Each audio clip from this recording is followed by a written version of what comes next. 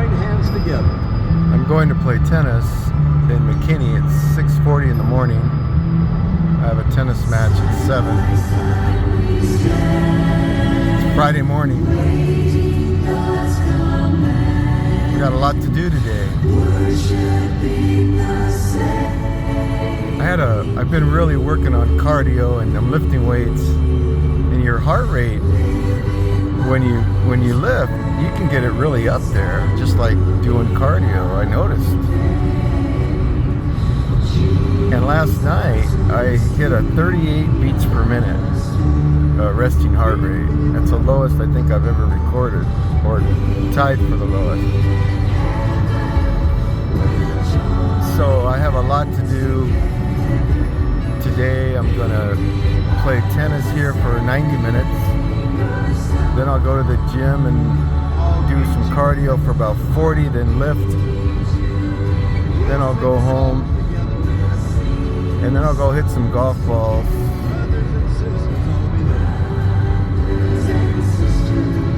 I don't know if I figured out golf, but I'm hitting it just so good right now for me. And then I have to do the yard in this heat. And then back to the gym, and then we'll get pre-Sabbath dinner somewhere. But the convention during the week, the Republican National Convention, was just the greatest convention.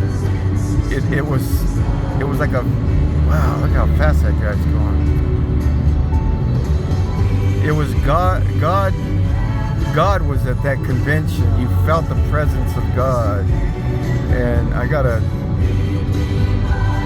text this morning from a friend at church talking about the latter rain and how God's going to do a incredible work in the end to bring people in because of end time events. It was a very spiritual convention. God has his people in every church. He's got them in the Catholic Church. He's got them in the Baptist Church. God even has his people in the Mormon Church. He's got people that aren't even religious. And you watch. Ellen White says the people in the end that will be closest to God will be the ones that were once the most opposed to him. Well, that's Paul. Paul held the coat of those who were stoning Stephen gladly. And so there's a feeling that the days of the liberal, Pastor Carter's latest message was about how liberalism has destroyed Australia. It's become so secular. Look at that sun. Look at that perfectly round sun there. And you don't want to look at it, but Jesus put that sun there with his hand. Well, maybe with his mind. That was Christ. And you read the book of John, chapter 1, you said all things were made by him. And it's talking about Jesus. The guy I'm going to play tennis with is a evangelical Christian. He shames me. He just will share the gospel with anybody and everybody all the time. His name is John. He's a great tennis player. And we have some great session. And we were talking yesterday about how Jesus made everything. He mentioned a physicist that had come to know God, who didn't believe in God, just through the studying the eyeball, the complexities of the eye. And I reminded John, I said, John, think of it. Jesus healed blindness with mud and spit.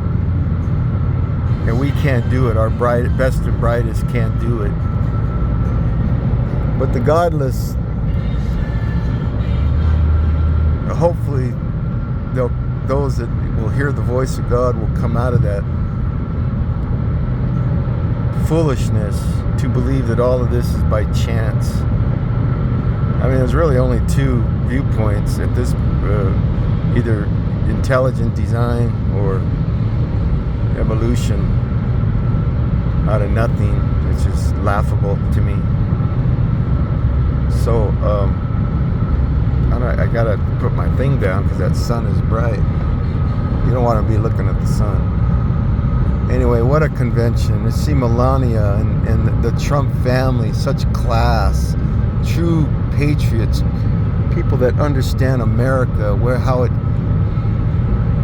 came about, what it is. It's an idea, a system of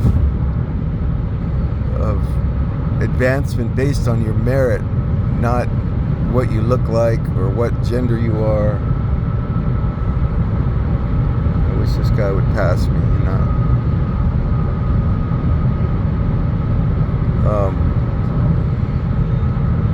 So I'll be doing a lot. Oh, and I got to do the yard today too. I will literally be sweating the entire day, you know, and it's good for you. It keeps you young. If you stop moving, you're done for. Just call it. Keep moving. Keep reading your Bible every day. Go to church on the Sabbath or Sunday if that's your day. You'll find the truth. Don't worry about it. But go to church. And if you can't go to church, at least set the day aside and make it a worship day. You might live in the country, or maybe you don't even have a good church to go to. That's possible. A lot of churches aren't teaching the truth. They're just telling cute stories. There's a lot of Adventist churches that are just nothing churches. Yeah, all you get is milk. Pastors in their casual shirts, their casual pants, walking around the stage, flinging their arms all over the place. They look like gang members telling you how they're half my age and they're going to tell me their life story as if I can learn something from them. They're so self-absorbed. It's I instead of God, God, God. But what I like about our church is a Sabbath school mostly. I don't even stay for the service because I'm just not blessed there. There's no meat. It's a kiddie church, but, you know, good people.